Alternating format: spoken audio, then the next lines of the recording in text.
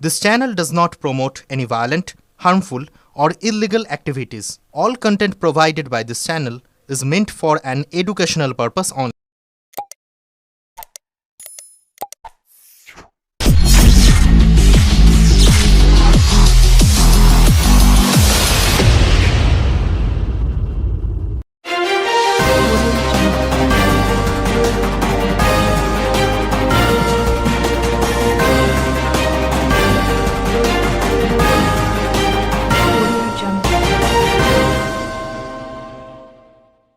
তিল জমি দিয়ে ট্রাক্টর চালানোর প্রতিবাদ করায় ধারালো অস্ত্র দিয়ে কুপিয়ে খুনের চেষ্টা। অভিযুক্তের 7 বছরের জেলের সাজা ঘোষণা হলো চুঁচুড়া আদালতে। মামলার সরকারি আইনজীবী জয়ন্ত সাহা জানান, পোলবার সুগন্ধা গোলপাড়ার বাসিন্দা জয়দেব গোলের চাষের জমি রয়েছে সোনাদার মাঠে। 2020 সালে তিনি তার 4 বিঘা জমিতে তিল চাষ করেন। সেই জমির ওপর দিয়ে ট্রাক্টর চালিয়ে নিয়ে যান অষ্টদেব হাজরা। অষ্টদেব পোলবা গোটু গ্রামের বাসিন্দা।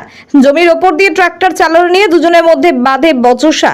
পরদিন আবার তিল জমির ওপর দিয়ে ট্রাক্টর নিয়ে যাচ্ছে অষ্টদেব। আলীনগর থেকে গম ভাঙিয়ে ফেরার সময় দেখতে পায় জয়দেব। আবার কেন তিল জমি দিয়ে ট্রাক্টর নিয়ে যাচ্ছে প্রতিবাদ করায় ধারালো অস্ত্র দিয়ে জয়দেব গোলের মাথায় আঘাত করে অষ্টদেব। আশঙ্কাজনক অবস্থায় চুঁচুড়া হাসপাতালে 10 দিন ভর্তি থাকার পর প্রাণে বাঁচেন। পোলবা থানার পুলিশ অভিযুক্ত অষ্টদেবের বিরুদ্ধে 307 ও 326 ধারায় রুজু করেছে মামলা। মঙ্গলবার চুঁচুড়া আদালতের ফাস্ট ট্র্যাক কোর্টের বিচারক শিবশঙ্কর ঘোষ অভিযুক্তকে দোষী সাব্যস্ত করেন। আজ তার সাজা ঘোষণা হয়। জয়দেব গোল বলেন, আমার তিল গাছ নষ্ট করে জমির ওপর দিয়ে ট্রাক্টর নিয়ে যেতে বারণ করেছিলাম, তাই খুনের চেষ্টা করেছিল। আমি খুশি, দোষীর শাস্তি হয়েছে। ব্যুরো রিপোর্ট, আমার কলকাতা নিউজ। মানে ঘটনা হচ্ছে 14/3/2020 তারিখে বিকেল 4টার সময় গোটুর সোনাদার মাঠে এই জয়দেব গোল তার নিজের জমিতে যায়।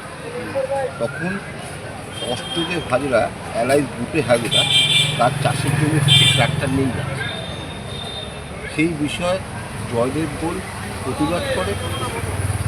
তখন ট্রাক্টর থেকে একটি কাস্তে ধারালো কাস্ত দিয়ে নেমে ওর মাথায় এলোপাথারি কোপাতে হয়। সেই বিষয়কে কেন্দ্র করে সরকার পক্ষ সমস্ত সাক্ষী দিয়ে তার মামলা প্রমাণ করতে পেরেছে।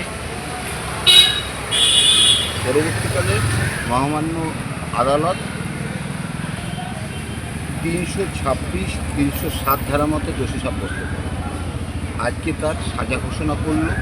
7 বছর জেল হলো, প্লাস 3000 টাকা ফাইন, অনাদায় 6 মাস রিগুলার ইমপ্রিজমেন্ট। কার হলো সাজাটা? কার হলো? সাজা হচ্ছে আপনার অষ্টদেব হাজরা এলাইজ বুটে।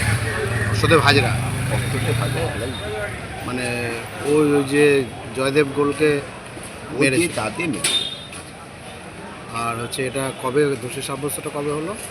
দোষী সাব্যস্ত হয়েছিল আপনার 20/3/2025 তারিখে। আজকে সাজা কোন জজ সাহেব দিলেন সাজাটা? জজ সাহেব আমাদের হুগলি জেলায় অ্যাডিশনাল ডিস্ট্রিক্ট জাজ ফার্স্ট ট্র্যাক ফার্স্ট কোর্ট মাননীয় শিবশঙ্কর ঘোষ মহাশয়।